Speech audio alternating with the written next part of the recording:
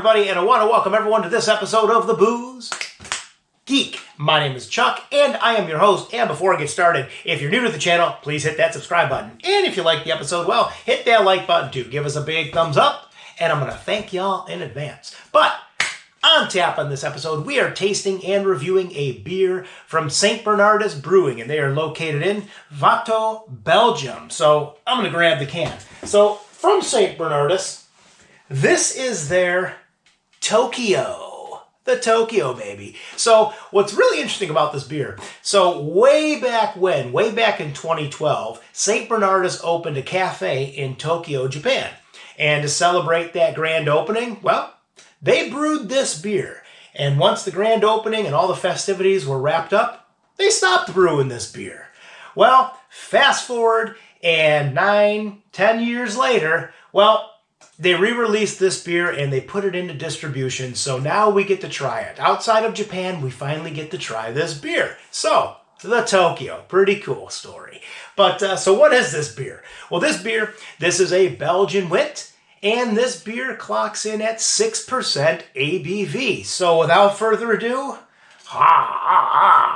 let's crack the top on this one, and let's give it a go. Here we go. Boom, boom, 1, 2. Ooh, there we go. Uh-oh, starting to foam. Got to get my glass out here. Starting to foam over. See, hopefully it doesn't foam up too much in the glass. I also do like the artwork on this can, too. That's pretty cool. The little Tokyo-esque scenery, downtown Tokyo scenery. Pretty cool. But here we go. Ooh, nice color on that. Looks unfiltered. But, yeah, that is a very pale gold, and we have one finger of pure white carbonation on top. But let's give this a swirl, and let's give this beer a sippity sip. Sippity sip. Wait, let's give it a swirl. Let's give it a nose. I got to nose it before I sip it. Come on. Ha, ha, ha, ha, ha. What's going on here? What's going on today? But let's give it a nose. We'll just start with that. Here we go. Nose number 1. Oh, interesting. So, we are getting, there's a little bit of lemon, some slight tangerine, and also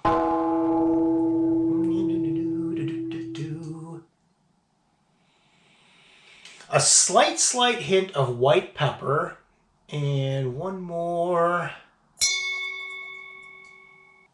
And there is just a tad bit of funkiness going on, almost like a washed rind cheese. But, yeah, let's keep swirling this. Let this warm up just a tad, and we're going to give it a sippy sip. Here we go. Warm it up, baby. But swirl, swirl, swirl, and PROST, baby. Let's give this one a sip. PROST to the Tokyo. PROST.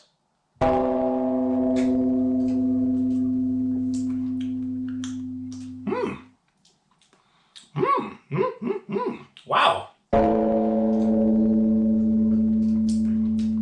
Well, first and foremost, I'm going to go ahead and say this beer, a little bit heavier mouthfeel than I thought. I'm going to say it is at the very bottom end of a medium-bodied beer. I don't want to say it's light-bodied, bottom end of a medium-bodied beer. But what do we have flavor-wise?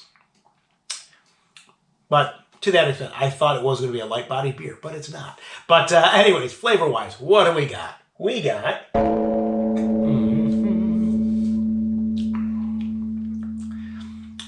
we have a slight hint of banana.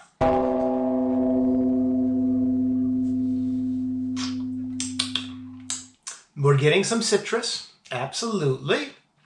Let's swirl this a little bit more.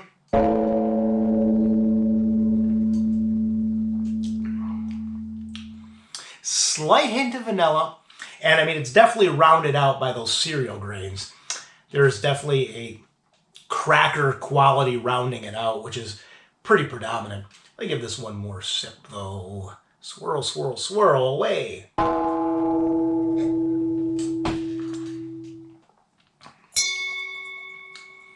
Yeah, almost like, I was gonna say, it's very crackery, but it's also almost like a communion wafer-esque quality coming through.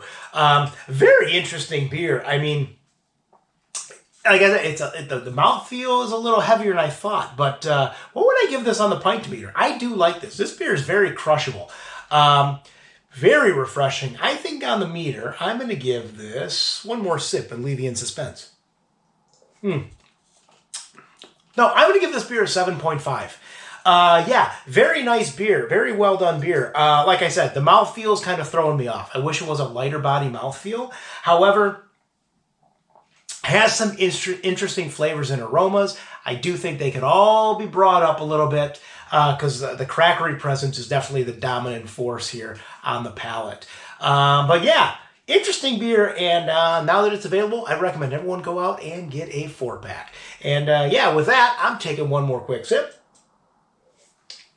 And I want to thank everyone for tuning into this episode. And as always, you can follow me at the websites, which are www.pubsapplepinting.com, or the blog, which is www.pubsapplepinting.blogspot.com. And with that, I'm raising my pint, baby. We will, or my tulip glass, I should say. And we will see y'all in the next episode. Cheers, PROST, and enjoy!